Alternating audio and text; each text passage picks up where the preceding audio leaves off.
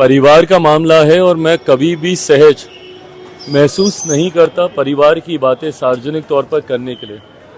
पर दुर्भाग्यवश ये घटना चक्र कुछ ऐसा घटा है कि उस सार्वजनिक तौर पर वो बातें बाहर आई हैं।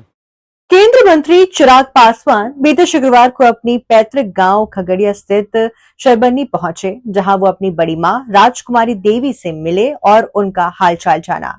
उसके बाद चिराग पासवान ने मीडिया से बात करते हुए अपने चाचा पशुपति कुमार पारस और चाची पर खूब बरसे।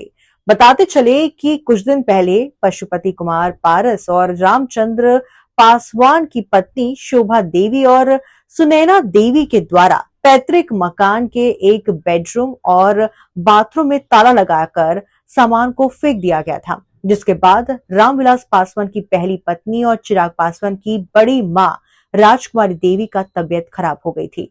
इसके बाद केंद्रीय मंत्री चिराग पासवान मां राजकुमारी देवी से मुलाकात करने के बाद चाचा पशुपति कुमार पारस और चाची पर निशाना साधा है। चिराग पासवान ने कहा कि पहले पार्टी तोड़ी, अब घर तोड़ने जा रहे हैं। पहले राजनीतिक महत्वाकांक्षा के लिए मुझे और मेरी मां को दिल्ली वाले घर से बाहर किया, अब आर्थिक महत्वाकांक्षाओं के लिए मेरी बड़ी मां को परेशान किया जा रहा है। तकलीफ इस बात की भी है मुझे कि समय समय पर जिस तरीके से मेरे अपनों ने ही, और मेरे अपनों में कौन, जो मेरे पिता के जाने के बाद जिनको मेरे पिता की भूमिका में होना चाहिए, वो मेरी माँ के समान जो मेरी चाचियाँ हैं, वो लोग, उन लोगों ने जिस तरीके से समय समय पर मेरी माँ मेरे परिवार को प्रताड़ित करने का काम किया, बातें ये तकलीफ देती हैं।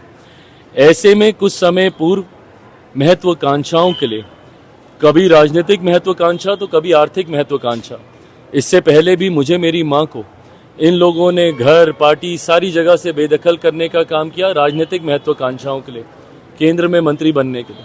और आज मेरी बड़ी माँ को घर से बाहर कर रहे हैं आर्थिक महत्वाकांक्षाओं के लिए, संपत्ति पर अपनी दावेदारी पेश करने के लिए। कोई दिक्कत नहीं है, तब भी मैं उम्र में इनसे छोटा हूँ, तब भी सर झुकाकर मैंने इनकी बातों का सम्मान किया था। इनका जो फैसला था मैंने उसको अपने सराखों पर रखा। इन्होंने मुझे मेरे घर से निकाला, मुझे मेरी पार्टी से निकाल दिया, मेरे पिता की बनाई पार्टी का नामो निशान समाप्त कर दिया। जो आदरणीय चाचा जी ने कहा मैंने सब स्वीकार किया। पर आज जब मेरी माँ को भी आप इस तरीके से निकालेंगे, बेटा हूं ना, तकलीफ तो होती है। इस तरीके से जब आप उनको बाहर निकाल देते हैं, उनकी उम्र अब वो नहीं है, शारीरिक तौर पे भी अब वो इतनी मजबूत नहीं है कि वो इन बातों को झेल पाए। जिस तरीके से उनको सदमा लगा, ऑक्सीजन चढ़ा, पानी की बोतलें चढ़ी। मैं मान रहा हूँ संपत्ति पे है भाई, आपका भी हक है, आप कर लीजिए ना, अगर आपको बंटवारा ही करना है। मैं कहाँ मना कर रहा हूँ, मैं होता कौन हूँ मना करने वाला। मेरे पिता के जाने का सब आप ही हैं उस परिवार में, उनकी पीढ़ी के आप ही हैं, आप ही को ही सब करना है। अगर आपको लगता है कि परिवार में बंटवारा कर देना चाहिए, कर दीजिए,